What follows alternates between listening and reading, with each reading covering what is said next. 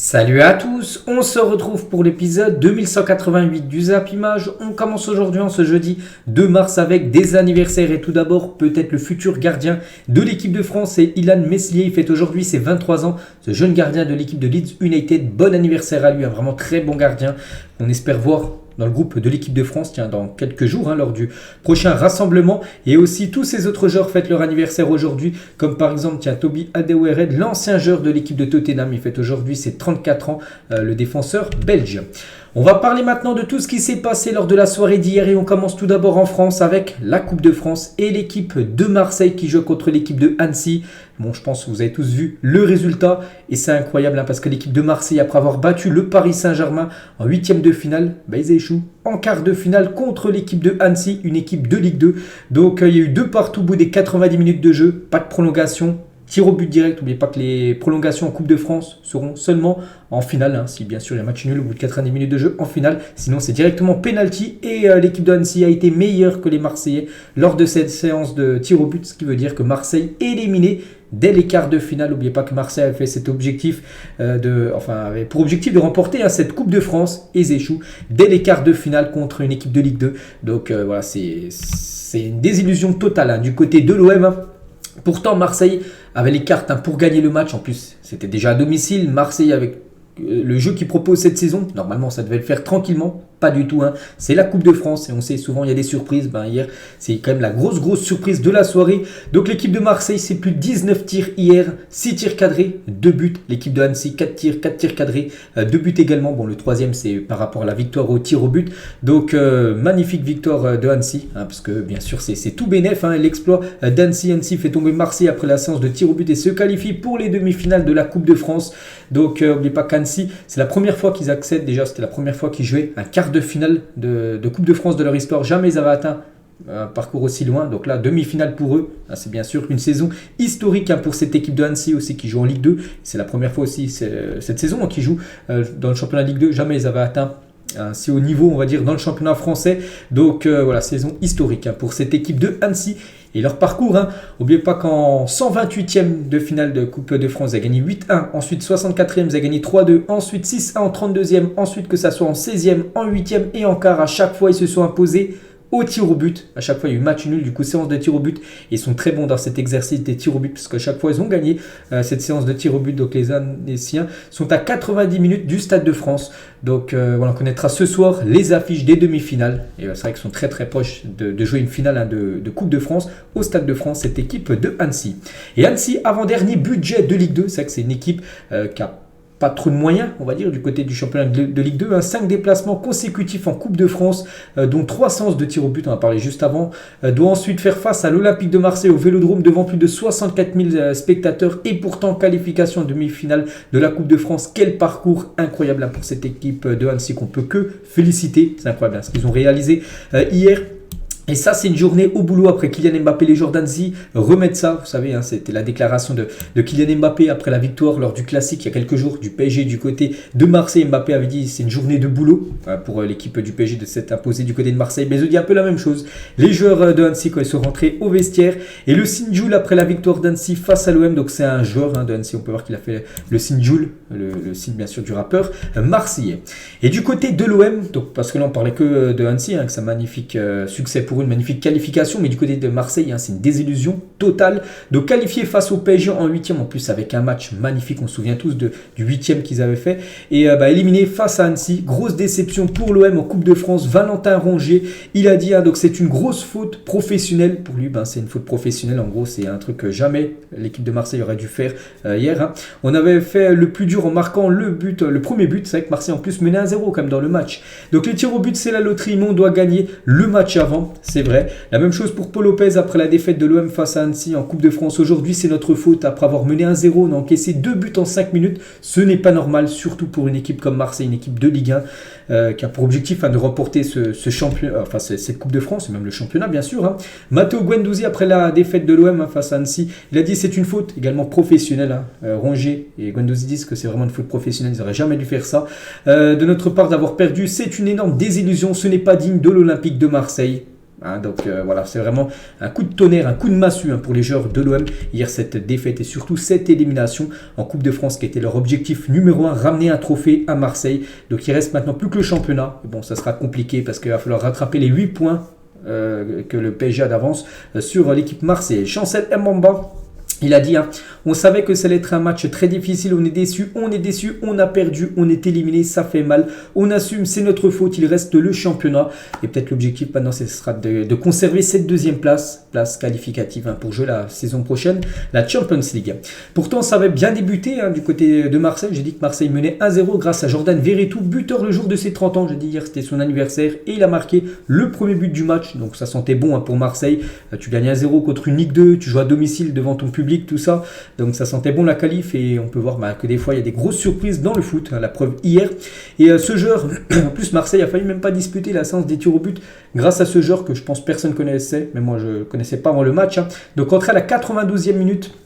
Pour son premier match en professionnel, François-Régis Muguet a permis à l'OM d'égaliser 4 minutes plus tard. Donc il a fondu en larmes lors de sa célébration. Voilà pour ce jeune joueur du centre de formation de l'équipe de l'OM. Donc il est rentré en cours de jeu, enfin en toute fin de match, et il a permis à Marseille d'accrocher ce 2 partout et du coup d'aller aux séances des tirs au but. Bon, ils ont quand même perdu lors de cette séance des tirs au but, on le sait, cette équipe de Marseille. On va parler d'un joueur qui est complètement passé à côté de son match et c'est vrai que je suis allé un petit peu regarder les Twitter de l'OM et tout, il se fait complètement descendre. C'est Leonardo Balerdi contre Annecy, donc une note de 2, ce qui équivaut à un très mauvais match de sa part, ça a été une catastrophe. Alors qu'il délivrait une partition plutôt sereine en première période, c'était plutôt convaincant en première période, donc avec quelques coups de vis bien senti, une relative maîtrise, il a été impliqué sur les 2 buts d'Annecy, c'est lui en gros fautif sur les 2 buts d'Annecy, et aussi le dernier penalty, il ne le marque pas lors de la séance des tirs au but, donc un match catastrophique de Balerdi. Et pourtant le public marseillais, comme souvent cette saison, était bien présent, plus de 64 000 spectateurs étaient bien présents hier du côté du Vélodrome. Il s'agit d'un record pour un quart de finale de Coupe de France. Le public était derrière les joueurs de l'OM et ça n'a pas suffi pour accéder aux demi-finales. Donc voilà, encore le magnifique tifo encore du côté du Vélodrome. L'ambiance, comme souvent, du côté de Marseille était magnifique. Et Mohamed Eni, un grand supporter de l'Olympique de Marseille, je pense que la plupart connaissent. Donc il avait dit avant le match, donc si l'OM perd contre Annecy, donc en gros, d'après il dit je saute dans le lac d'Annecy. Donc il devra réaliser ça, il devra aller sauter en plus nu dans le lac d'Annecy. Mohamed Eni. On continue avec la Coupe de France. Il y avait aussi 2 autres quarts de finale hier. Et la même chose, c'était une Ligue 1 contre une Ligue 2. Donc là, il n'y a pas eu de détails. C'était Toulouse contre l'équipe de Rodez. Et Toulouse s'est imposé 6-1. Donc sans souci, qualification pour les demi-finales. Tranquille pour cette équipe de Toulouse qui marque beaucoup de buts. J'en ai parlé il y a quelques jours que c'était la meilleure attaque sur le début d'année 2023. Puis ils remettent encore 6 buts. Donc voilà, c'est très très costaud au niveau offensivement. L'équipe du TFC. 22 tirs, 13 tirs cadrés comme pour Toulouse, 6 buts, le score aurait pu être beaucoup plus lourd s'il n'y aurait pas eu des arrêts en plus du gardien de Rodez. Donc Rodez c'est seulement une frappe cadrée, un but. Ils ont sauvé l'honneur, mais ça a été trop compliqué contre le TFC. Et rien que la première période, le match était déjà plié. 71% de possession de balle, donc au bout des 45 minutes de jeu, 14 tirs, 11 tirs cadrés, 5 buts, 0 tirs concédés. Donc voilà, la 6e, 8e, 10e, 21e et à la 38e minute. Déjà à la 10e minute de jeu, il y avait déjà 3-0. Donc voilà, le quart de finale déjà plié. Donc félicitations à cette équipe de Toulouse, une équipe vraiment à prendre au sérieux pour remporter pourquoi pas cette Coupe de France. Et Dalinga est directement appliqué sur 12 réalisations du TFC en 2023. Ce joueur qui a été buteur hier, donc 13 matchs, 10 buts et 2 passes décisives. Donc incroyable saison pour ce joueur peu connu, et avec des stats comme ça, il peut peut-être quitter le club ou rester à Toulouse la saison prochaine. Et lui aussi, les gars, le joueur marocain qui a disputé la Coupe du Monde, Zakaria Aboukal, 23 ans, encore frappé, il est en feu depuis son retour du mondial. Cette saison, c'est 28 matchs, 9 buts et 5 passes D. Lui aussi, il a été décisif hier lors de cette rencontre de Coupe de France. Voilà les autres photos de cette rencontre à sens unique pour le TFC qui accède aux demi-finales. Et la dernière affiche des quarts, c'était entre l'équipe de Nantes, champion, tenant du titre, on peut dire, contre l'équipe de Lens. Et c'est Nantes qui s'est imposé 2-1 à la Beaujoire contre le Racing Club de Lens. Donc Seko Fofana avait été buteur côté lensois, il menait 1-0. Puis après, renversement de situation parce que Delors a inscrit un doublé inscrit sur penalty. On sait que c'est compliqué à inscrire des penalties, mais lui, voilà, il a fait le taf. Et 2 buts pour Delors et du coup, victoire 2-1 du FC Nantes. On peut voir les stats de la partie, donc j'ai pas vu le match, mais bon, d'après les stats, Lens a eu plus de tirs, plus de possession, tout ça, mais c'est bien Nantes qui a été plus efficace que l'équipe du nord de la France. Et Andy Delors envoie Nantes en demi-finale. Ils ont joué la finale, ils ont même gagné la finale la saison dernière, puis là ils sont encore dans le dernier carré, cette équipe de Nantes, qu'il va falloir aussi prendre très au sérieux. Et Delors a inscrit ses 2 premiers buts avec le FC Nantes face au Racing Club de Lens, qu'il est arrivé, on se souvient, lors du dernier mercato hivernal, il avait toujours pas marqué du côté de son nouveau club. Ça y est, chose faite avec ses 2 premiers buts du côté des Canaries. Et il a dit, je n'ai pas trop eu de réussite il y a 3 jours, ça fait toujours du bien de voir les filets trembler, j'aime être décisif et je suis très content. Ce soir je ne vais pas faire la gueule à ma femme. Voilà, donc il a passé soi-disant une bonne soirée hier, on peut dire Andy Delors après cette victoire. Et Jean-Louis Leca, le gardien de l'équipe de Lens, remonté contre l'arbitrage de Nantes-Lens, comme je l'ai dit, Nantes a bénéficié de 2 pénaltys hier, il n'était pas du tout content, le gardien Leca, gardien de Lens, il a dit qu'ils arrêtent un peu avec leur violon, avec leur VAR, qu'ils se mettent tous au niveau car ça commence à me fatiguer. Donc voilà, ce qu'il a pu dire à la fin de la rencontre. Et je l'avais dit aussi que ce match se jouait à huis clos. Donc quelle tristesse ce Nantes-Lens sans supporters. Dire qu'on a regardé des matchs comme ça pendant des mois, pendant l'épidémie de Covid, c'est qu'il n'y avait pas de supporters parce que Nantes, leur premier match qu'ils devaient jouer, enfin leur prochain match qu'ils devaient jouer en Coupe de France, parce que là ils ont toujours joué à l'extérieur tous les tours précédents. Là, le match qu'ils devaient jouer à domicile devait se jouer à huis clos et du coup c'était contre Lens ce quart. Donc c'est pour ça qu'il n'y avait personne hier dans le stade. Donc après il y a eu victoire quand même pour les Canaries. Du coup, les 4 équipes qualifiées, donc il y a Lyon, il y a Nantes, il y a Toulouse et il y a Annecy. Parmi ces 4 équipes-là, une sera l'équipe vainqueur de la Coupe de France. N'oubliez pas que le vainqueur de la Coupe de France sera qualifié pour l'Europa League la saison prochaine. En plus, c'est des équipes pour l'instant qui sont hors classement de Première Ligue par rapport au championnat. Donc voilà, peut-être Nantes encore en Europa League. Lyon aussi, Lyon qui sont loin au championnat, ça peut être vraiment un gros objectif pour les Lyonnais de retrouver la Coupe d'Europe en passant bien sûr par une victoire en Coupe de France. Donc voilà, le tirage au sort c'est ce soir, on parlera demain des affiches des demi-finales. On continue avec les autres coupes, il y avait aussi de la coupe anglaise et on commence tout d'abord avec l'équipe qui peut-être actuellement la meilleure équipe au monde, c'est Manchester United qui jouait contre West Ham. C'était un match de FA Cup, 8e de finale et Manchester United s'est imposé 3-1 après avoir renversé le match totalement. Donc Benrahma buteur, 54e minute côté West Ham, le joueur algérien. Et après donc égalisation, Aguerd contre son camp, 81e. Donc en gros les 10 dernières minutes ont été magnifiques côté Manchester United. Donc égalisation d'Aguerd contre son camp. Garnacho, 90e, le but du 2-1 et 95e minute. C'est Fred qui avait déjà été buteur jeudi dernier contre l'équipe du FC Barcelone. Donc voilà, victoire 3-1 de Manchester United qui renverse totalement cette équipe de West Ham. On peut voir les stats de la partie, un renversement diabolique de cette équipe des Diablos, des Red Devils plutôt, parce que les Diables Rouges, je crois que c'est plutôt l'équipe belge. Et Garnacho, après avoir marqué le but en gros de la qualification à la 90e minute, regardez ce qu'il a fait, donc le doigt sur la bouche, chute, voilà, par rapport peut-être aux supporters, je sais pas, de West Ham qui était devant lui. Donc Garnacho, bien sûr, pépite totale du côté des Red Devils. David De Gea est honoré avant le match de Manchester United pour être devenu le leader de tous les temps du club en clean sheet. N'oubliez pas qu'il a 181 clean sheets et dépasse maintenant Peter Schmeichel, l'ancien gardien de cette équipe de Manchester qui est à 180 clean sheets. Donc en gros il en a un de plus. Bon, hier il n'en a pas fait un, mais 181 en tout. Il a reçu ce trophée de la part des dirigeants de Manchester United hier. Toujours avec les trophées qu'ils ont pu présenter hier et aussi la Carabao Cup remportée dimanche dernier. C'était du côté de Wembley, donc là c'était un match à domicile. Ils ont pu présenter aussi ce trophée remporté dimanche dernier aux supporters avant la rencontre. Et aussi, Casemiro, une joueuse que je ne sais pas qui c'est, une joueuse qui a remporté le vrai trophée The Best du côté. Enfin, c'est le trophée The Best version féminine. C'est Alexia Putellas, mais elle était dans le 11, on va dire, dans le 11 type féminin. Et aussi Casemiro qui était dans le 11 masculin. Donc lui aussi a pu présenter son trophée The Best aux supporters des Red Devils. On continue avec les autres matchs en FA Cup. Il y avait aussi Sheffield United contre Tottenham. Et Tottenham battu. C'est fini pour eux la coupe anglaise. Ils ont été battus 1-0. Ndiaye, un joueur sénégalais, l'unique buteur du match. Donc Sheffield qualifié pour la suite de la compétition. On peut voir pourtant que Tottenham a un peu plus dominé. Sheffield, les gars.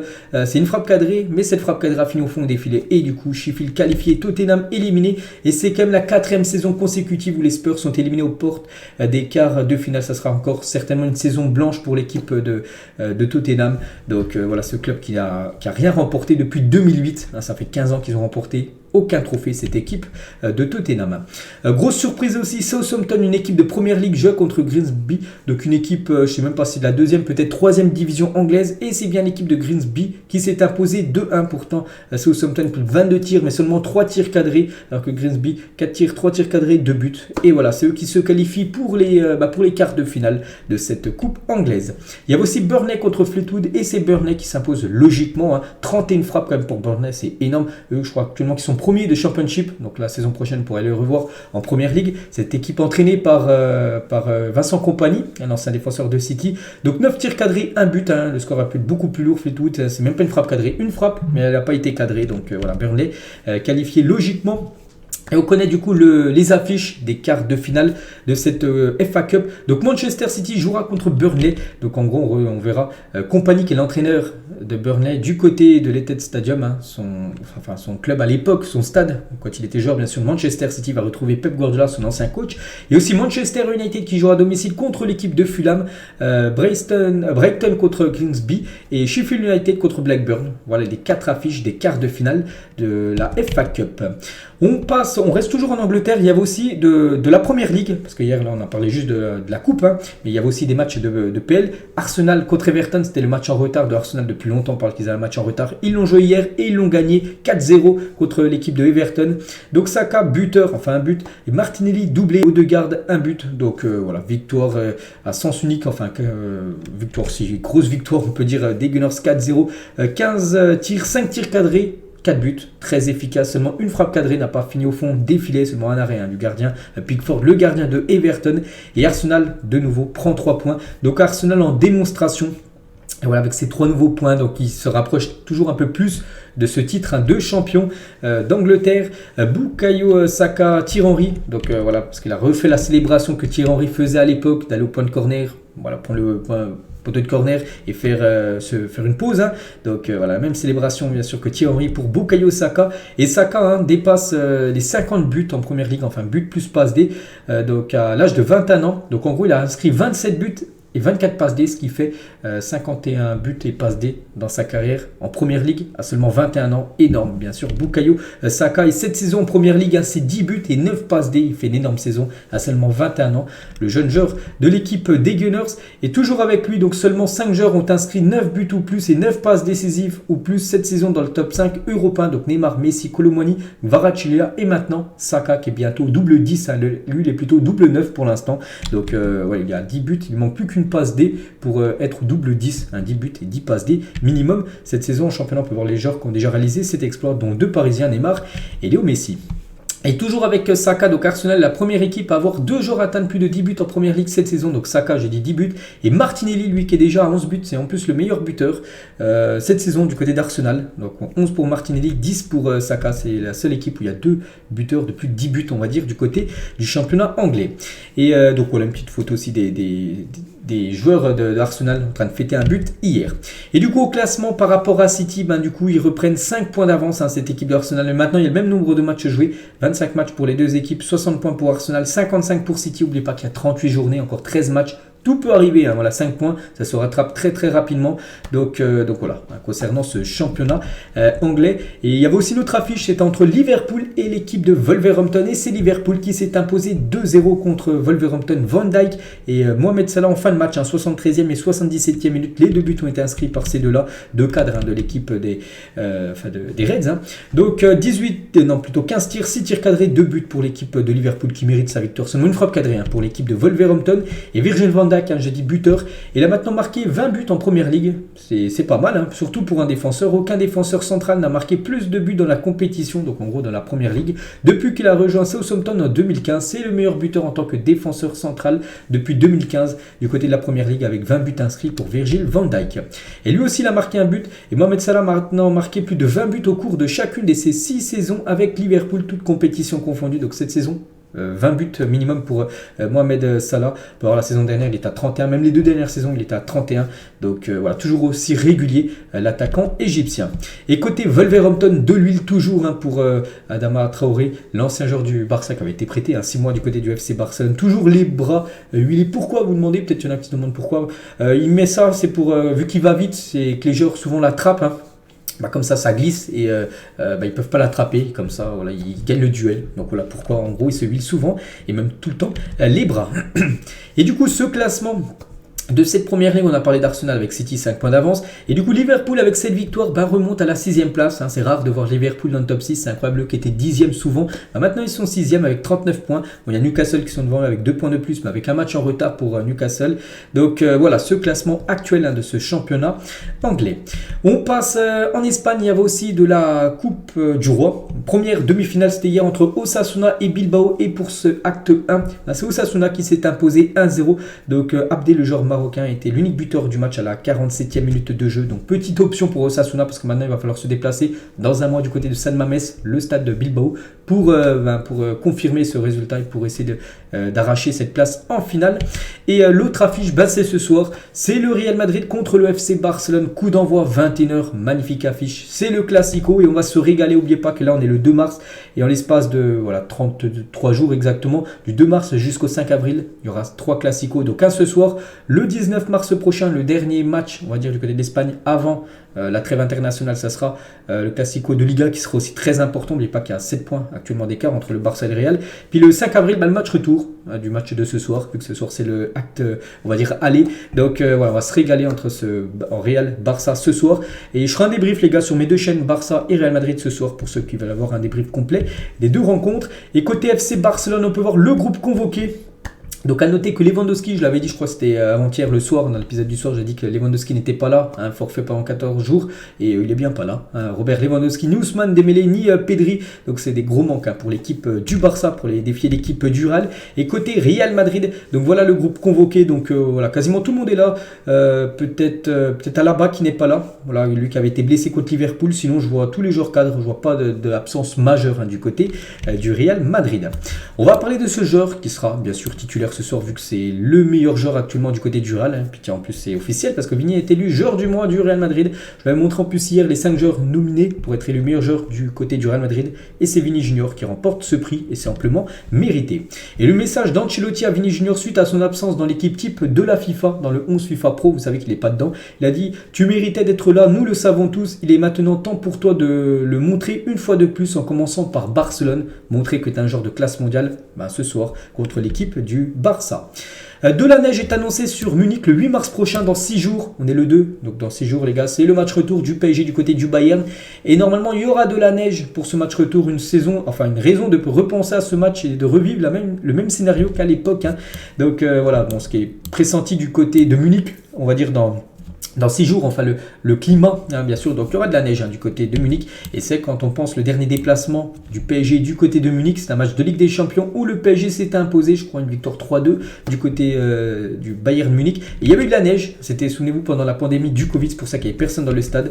Donc Marquinhos avait été buteur là, sur un magnifique but, sur une passe D magnifique, c'était Neymar, je crois, qui avait fait la passe D juste avant. Donc voilà, ça annonce de la neige mercredi prochain. Pourquoi pas refaire le même magnifique match qu'avait réalisé le PSG il y a quelques saisons, mercredi prochain contre le Bayern. Et concernant ce match, à noter que Leroy Sané est incertain pour Bayern PSG. L'Allemand s'est blessé à la cheville à l'entraînement. Hier, il y avait entraînement du côté du Bayern, hier mercredi. Et en gros, il s'est blessé, Leroy Sané, on peut le voir là avec Nagelsmann. Et voilà, donc il est incertain. Bon, après le match est encore dans 6 jours. Mais bon, voilà, quand tu te blesses comme ça, on verra. Pour l'instant, il est incertain. Pas sûr aussi qu'il soit disponible, bien sûr. Enfin, c'est quasiment sûr qu'il ne soit pas là ce week-end pour le match de Bundesliga. Et on verra s'il sera là ou non contre le PSG. Toujours avec le Bayern Munich et Eric Choupo-Moting ont trouvé un accord pour une prolongation jusqu'en 2024, lui qui est en fin de contrat, en fin de saison, là dans à peu près 3-4 mois. Et du coup, il va prolonger d'une année de plus du côté du Bayern Munich. C'est pas encore signé, mais c'est très bien parti. Et n'oubliez pas ses stats cette saison qui sont très bonnes pour Choupo-Moting. Il y a 24 matchs, 15 buts et 4 passes décisives pour l'ancien parisien. On va parler de Kylian Mbappé, soirée handball pour Kylian Mbappé qui regarde le match de Ligue des Champions du PSG. On peut le voir, je ne sais pas si vous voyez, il est au premier plan, Kylian Mbappé. Et du coup, il a regardé le match de handball où les Parisiens se sont imposés lors du match de Champions League hier, 37 contre 35. Et toujours avec Kylian, donc il est au match, il fait un peu plein de choses, Kylian, bien sûr, quand il joue pas, quand il n'est pas à l'entraînement avec le PSG. Donc il était au match de handball et il était aussi en direct à la chaîne, sur une chaîne turque hier. Donc Kix fait partie d'une mission en aide aux victimes des séismes en Turquie. Donc il a dit, cette aide est très importante pour moi, je suis fier de faire partie de ce projet homme au grand cœur, bien sûr, Kylian Mbappé qui va apporter peut-être des fonds voilà, pour aider les victimes voilà, du terrible tremblement de terre qu'il y a eu, on sait, du côté de la Turquie et du côté de la Syrie. Il faut pas oublier, ça touche deux pays. Et regardez le message qu'il a pu mettre sur ses réseaux sociaux, Kylian Mbappé avec le drapeau turc. Et voilà, en aide, tout ça, il faut prier. Donc voilà, magnifique geste, toujours un homme avec un grand cœur, Kylian Mbappé. Regardez la une du journal L'équipe aujourd'hui, donc j'en ai parlé hier soir, peut-être qu'il y en a qui ne le savent pas, bon je pense que la plupart le savent, parce que le légendaire, juste légende les gars, est décédé hier, donc 1933-2023, à l'âge de 89 ans, et il fait la une aujourd'hui de ce journal, juste une légende voilà, par rapport à son prénom. Donc légende totale du football, c'est vrai que Pelé qui est décédé là, il y a quelques semaines, cette fois-ci c'est la légende française Juste Fontaine, et Juste Fontaine est et restera une légende de l'équipe de France, estime Didier Deschamps, le sélectionneur de l'équipe de France. Il dit que c'est une légende des Bleus. Juste Fontaine, bon voilà, les plus jeunes, même moi de mon âge, même les plus anciens, je pense pas qu'ils l'ont vu jouer, parce que quand il a joué c'était dans les années 58 ou 60, tout ça, donc ça date, mais on a vu quand même à la télé voilà, ses buts et surtout cette performance qu'il avait fait sur un mondial d'inscrire 13 buts. On va revenir sur cette performance magnifique qu'il avait fait. Donc la disparition de Juste Fontaine m'attriste comme elle l'a tristera forcément toutes celles et ceux qui aiment le football et notre sélection nationale. Le communiqué de la Fédération française de football, Jean-Michel Larquet sur Juste Fontaine à l'époque, quand on jouait dans les cours de récréation avec les minimes qui avaient 13-14 ans, ceux qui passaient le ballon s'appelaient Copa et ceux qui marquaient les buts s'appelaient Fontaine. C'était Griezmann et Mbappé, parce que maintenant voilà, c'est plus Griezmann, Mbappé, Ronaldo, Messi dans les cours de récréation, qu'à l'époque c'était Copa et Fontaine. Voilà, les jeunes ils aimaient bien s'identifier à ces deux monstres du football. Le maire de Reims, donc Robinet, a annoncé sa volonté d'installer une statue en hommage à Juste Fontaine sur le parvis du stade Auguste Delaune, donc le stade en gros du stade de Reims, pour rendre hommage à nos légendes. C'est important, n'oubliez pas que c'est un ancien joueur de Reims. Il avait marqué en plus beaucoup de buts lors de l'année 58, sa plus belle année en carrière, où il avait marqué quand même 34 buts en 26 matchs de championnat de Ligue 1. Donc c'est énorme, il avait plus marqué de buts que disputé de matchs. Et aussi bien sûr lors de cette année 58, il y avait aussi la Coupe du Monde où il avait été magnifique. Il avait marqué 13 buts lors du mondial qui se déroulait en Suède. Donc un petit retour. Donc lors du premier match, donc déjà l'équipe de France avait gagné 7-3 contre le Paraguay. Premier match, triplé pour lui. Deuxième match, ça avait été une défaite contre la Yougoslavie, 3-2. Il avait inscrit les 2 buts côté français, ça faisait déjà 5 buts au bout de 2 matchs. Ensuite, le troisième match France-Écosse, une victoire des Français 2-1 contre l'Écosse. Un autre but pour lui, ça faisait déjà 6 buts lors des matchs de poule en Coupe du Monde 58. Donc il n'y avait pas de 8e en 58. Donc c'était directement les quarts de finale et la France avait joué contre l'Irlande du Nord. On va gagner le match 4-0, 2 buts de lui. Donc c'est déjà 8 buts. Inscrit par Juste Fontaine en demi-finale, vu que la France a gagné l'Irlande, il joue contre le Grand Brésil. La France s'était fait battre 5-2 contre le Brésil, donc la France éliminée, mais il avait marqué un but. Et du coup, la France avait joué le match de la 3e place contre l'équipe allemande, la RFA. Il avait marqué, la France déjà a gagné 6-3, c'est qu'à l'époque, il y a des résultats complètement fous. Un 7-3, on peut voir un 3-2, une défaite 5-2, une victoire après 6-3 contre l'Allemagne. Et 6 buts et 4 buts pour lui, donc ce qui fait 13 buts sur une Coupe du Monde. Ça va être compliqué quand même pour qu'un joueur dans le futur dépasse ou même égale son record qui est bien parti pour rester à tout jamais dans l'histoire du football. Et la FFF annonce qu'une minute de silence sera respectée sur tous les terrains en hommage au défunt Juste Fontaine. Elle commencera dès aujourd'hui, donc c'était hier à Toulouse, Marseille et Nantes lors des matchs de Coupe de France, et ça continuera là tout le week-end sur les plus de Ligue 1, Ligue 2, tout ça, il y aura une minute de silence avant toutes les rencontres officielles. On va parler de la FIFA qui voudrait reprendre le Stade de France. Donc Emmanuel Macron et Gianni Infantino en ont discuté le 15 février dernier. Le président français n'est pas contre l'idée. Donc le prix serait d'environ 600 millions d'euros, le prix du Stade de France. Et ça serait le premier stade appartenant à la FIFA, parce qu'actuellement il appartient, je sais pas, il appartient à qui, peut-être à la ville de Paris, même si c'est pas Paris, ça Saint-Denis, le Stade de France. Mais voilà, la FIFA aimerait l'acheter, voilà, qu'il appartienne à la FIFA, ce Stade de France où joue bien sûr l'équipe de France lors des matchs internationaux. Donc toujours sur ça, donc ce dernier est trop cher pour la FFF, voilà, donc la Fédération Française de Football ne veut pas acheter le Stade de France, c'est trop cher, 600 millions d'euros. Et concernant le PSG, parce qu'on entendait le PSG avec le Parc des Princes, et le Stade de France peut être une option, tout ça, donc le PSG n'est pas intéressé. Pourquoi?